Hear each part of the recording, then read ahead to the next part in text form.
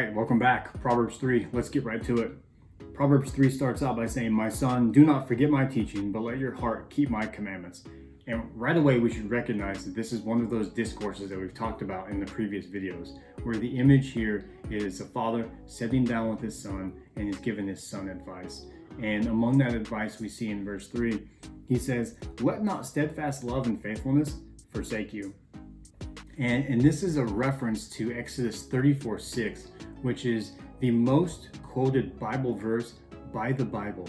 And it's where we find God describing himself as being merciful, gracious, slow to anger, and abounding in steadfast love and faithfulness. So these are attributes of God, and the Father wants his son to understand the value and importance of possessing these attributes. And so he says, "Bind them around your neck and write them on the tablet of your heart." And so what is he saying here? Is he saying to literally bind them around his neck? No. It's kind of like wearing a necklace. Like these things should be so apparent in your life that people, they may not be able to literally see them, but they should be able to see them through your character and through your nature, because you should be so full of these things. And so the Father goes on to say in verse 5, he says, "Hey, trust in the Lord with all your heart and do not lean on your own understanding." Now you have inevitably seen these verses before, whether you've ever read Proverbs or not. You know, you've seen a Facebook post, or you've seen a coffee mug, or someone's t-shirt, or some other way that this has been shared. You've seen it.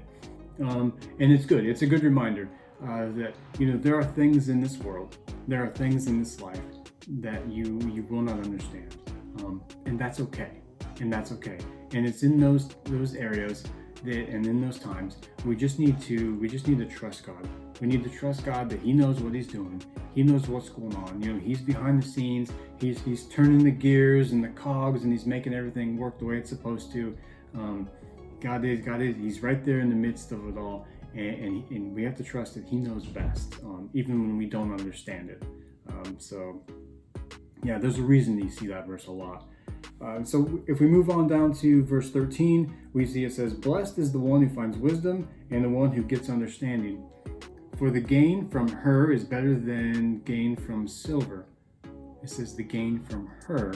Remember, this is a reference back to Lady Wisdom. This is the personification of wisdom, which is an attribute of God. It's this personification of Lady Wisdom, kind of traveling the world, looking for people to impart this wisdom to.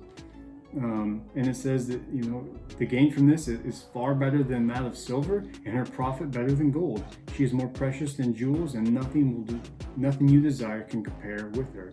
So again, as we mentioned in the last video, you're going to see a lot of talk about gold, silver, and jewels. And again, the message there is these things are valuable, but wisdom exceeds the value of all these things.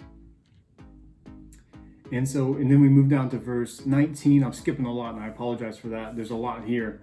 But we move down to verse 19, and it says, "The Lord by wisdom founded the earth. By understanding he established the heavens."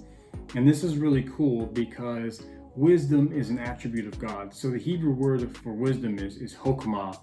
And so, and that's what we should strive for. We should strive to get more and more of this chokmah, of this wisdom, because it is an attribute of God. And this tells us here that God used his wisdom to create the world, to create the universe and everything within it. And that's pretty cool to think that we can tap into that. Now, can we become as wise as God? No.